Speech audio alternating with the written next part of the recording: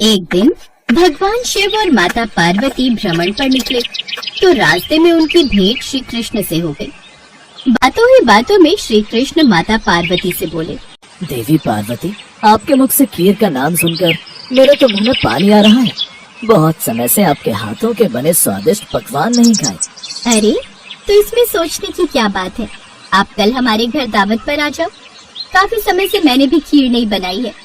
गणेश, कार्तिकेय, नंदी, भृंगी सब बहुत दिनों से मुझे बोल रहे थे कि मैं खीर पूरी पकवान बनाऊं। अब कोई मौका ही नहीं मिल रहा था। आप आएंगे तो आपके बहाने मैं पूरी पकवान बना लूंगी। हाँ, ये तो बहुत बढ़िया रहेगा। अब ये बात पक्की हो गई कि कल कृष्ण की कैलाश पर दावत है। हम तुम्हें कल कैलाश पर दावत के लिए आमंत्रित करते हैं। ठीक है महादेव, मैं कल शाम को समय पर पहुंच जाऊंगा।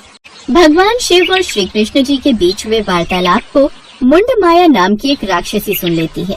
अच्छा, तो ये बात है। अभी जाकर महाराज को सारी खबर देती हूँ। राक्षसी मुंड माया सारी बात अपने राजा राक्षस जलजलासुर को बताती है। राक्षसी मुंडमाया, तुम बहुत बढ़िया खबर लाई हो। हमारे पास ही बहुत अच्छा मौका है जब हम शिव और कृष्ण के बीच आपस में झगड़ा पैदा कर सकते हैं। जब कैलाश पर कृष्ण की दावत में विघ्न डलेगा तो कृष्ण महादेव से नाराज हो जाएगा। हो सकता है उन दोनों के बीच छोटा सा झगड़ा बड़े युद्ध में भी परिवर्तित हो जाए और फिर उस पल का हम सब बहुत आनंद उठाएंगे। पर उसके लिए ऐसा क्या किया जाए, बस यही बात समझ में नहीं आ रही। महाराज, मेरे पास एक सुझाव है जो महादेव और कृष्ण दोनों के बीच मतभेद पैदा कर सकता है। क्या सुझाव है, बताओ। यदि हम पार्वती के द्वारा बनाए गए भोजन को गायब कर दे तो दावत में खिलाने के लिए कुछ नहीं रहेगा और भूखे पेट कृष्ण को और गुस्सा आएगा। वो अपना अपमान सहन नहीं करेगा और युद्ध छिड़ जाएगा। अति उत्तम, अब आएगा मजा। भगवान कृष्ण के स्वागत के लिए भगवान शिव ने अपने सभी शिवगणों को काम पर लगा दिया। मैंने खीर पूरी के साथ साथ मालपुए भी बना लिए हैं। माताश्री, मालपुए का नाम सुनकर तो मुंह में पानी आ रहा है। माताश्री, आपने लड्डू और मोदक भी बनाए हैं? हाँ मेरे लाल, मैंने बहुत सारे पकवान बनाए हैं जिनमें तुम्हारे मनपसंद लड्डू और मोदक भी हैं। शाम हो गई है, मुझे लगता है कृष्ण आने वाले होंगे। माताश्री, मैं द्वार पर देखकर आता हूँ। पूरा कैलाश संगीतमय हो रहा था। सब भगवान कृष्ण के आने की प्रतीक्षा कर रहे थे। कुछ देर बाद भगवान कृष्ण कैलाश पर्वत पर आ जाते हैं। सब फूलों से उनका स्वागत करते हैं। आइए कृष्ण, पधारिए। कैलाश पर्वत पर आपका स्वागत है। धन्यवाद महादेव, आपने कैलाश को बहुत सुंदर सजाया है। ये सब साज सज्जा इन गणों ने की है।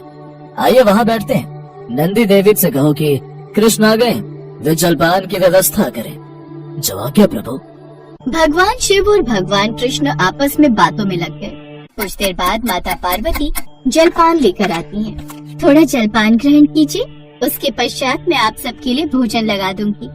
हाँ, मैंने तो इसीलिए सुबह से कुछ भी नहीं खाया, क्योंकि मैं जानता था कि अगर मैंने कुछ खा लिया तो आपके हाथों के बने हुए स्वादिष्ट व्यंजन नहीं खा पाऊंगा। ये आपने बहुत अच्छा किया।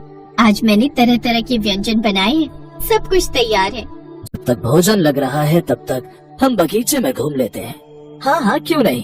भगवान कृष्ण महादेव के साथ बगीचे में घूमने चले जाते हैं। गणेश जी, कार्तिकेय जी और सभी शिवगण भी बगीचे में चले जाते हैं।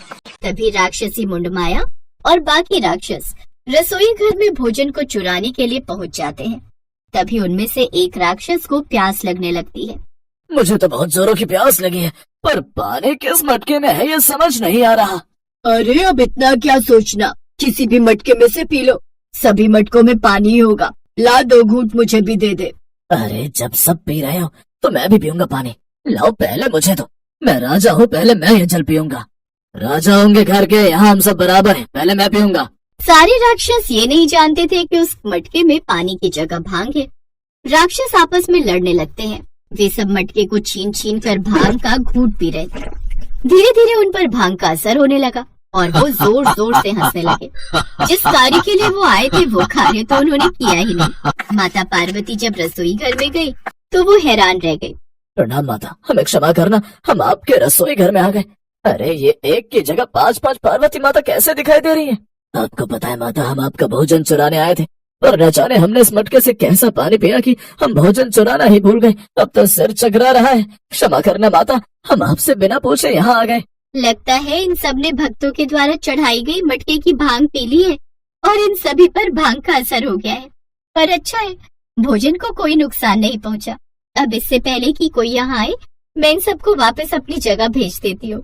माता पार्वती ने अपने चमत्कार से सारे राक्षसों को वापस उनके लोक भेज दिया। इतनी देर में सब बगीचे की सैर करके लौट आते हैं। माता पार्वती भगवान कृष्ण और बाकी सबके लिए भोजन की थाली लगाती हैं।